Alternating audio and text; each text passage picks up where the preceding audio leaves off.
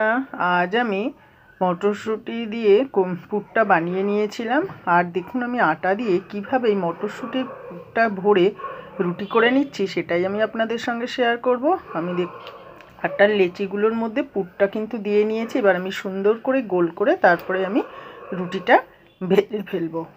দেখুন এই দুটো আমি লেচিটা পুরো করে নিয়েছি। আর এটা কিন্তু দেখুন এই যে পুরটা ভরে আমি এইভাবে মুখটাকে বন্ধ করে নিচ্ছি। নিয়ে এবার দুটো হাত একসঙ্গে করে আমি সুন্দর করে গোল করে পাকিয়ে নেব। দেখুন আমি রুটিগুলো কত সুন্দর গোল করে একদম বেলে নিয়েছি। আর এই পাশে আমি চাটুটাও কিন্তু বসিয়ে দিয়েছি।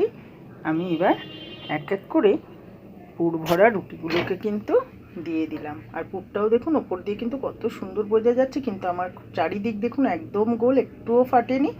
একটু আলতো হাতে বেলতে হয়। এইভাবে আমি রুটিগুলোকে আগে সেঁকে নেব।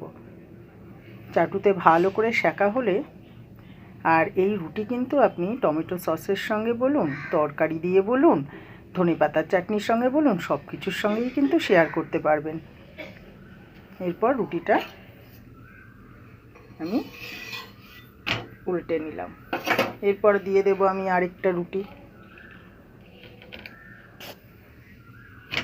এইভাবে আমি রুটিগুলোকে সেঁকে নেব। এখন প্রত্যেকটা রুটি কত সুন্দরভাবে সেঁকা হয়ে গেছে। এইবার আমি চাটুতে সেঁকে এইবার আমি কিন্তু গ্যাসে সুন্দরভাবে আবারও সেঁকে ফেলছি রুটিটা।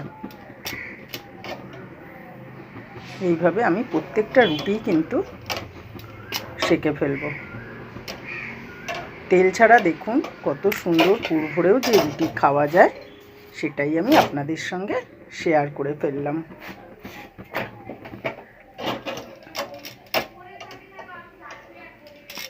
যদি আপনাদের এইভাবে পুর ভরে রুটি সেঁকে যদি খেতে ভালো লাগে তাহলে আপনারা কিন্তু কমেন্ট করে জানাবেন। আমরা সবসময় তেলটার থেকে এড়িয়ে যেতে চাই, কিন্তু তাই জন্য কি আমরা অন্যান্য স্বাদের খাবারগুলো খাবো না? দেখুন এক এক করে আমি রুটিগুলোকে কিন্তু ভেজে ফেললাম। দেখুন একেবারে ব্রেকফাস্ট রেডি। পুর ভরা মটরশুঁটির পুর ভরা রুটি, আর এদিকে আমি একটুখানি টমেটো কাঁচা লঙ্কা দিয়ে একটু সাদা আলুর তরকারি করে ফেলেছি। আপনারা এটা কি বলেন আমরা জানি না। আমরা কালো জিরে ফোড়ন দিয়ে কাঁচা লঙ্কা চিড়ে যে তরকারিটা করি এটাকে সাদা আলুর দম কেন বলা হয়?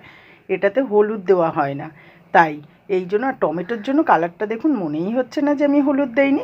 এইভাবে তরকারিটা করে ফেলেছিলাম। আর এই তরকারি দিয়েই আজ আমাদের রুটিটা ব্রেকফাস্ট করে ফেলছি। এটাই আমি আপনাদের সঙ্গে শেয়ার করে ফেললাম। যদি ভালো লেগে থাকে কমেন্ট করে জানাবেন।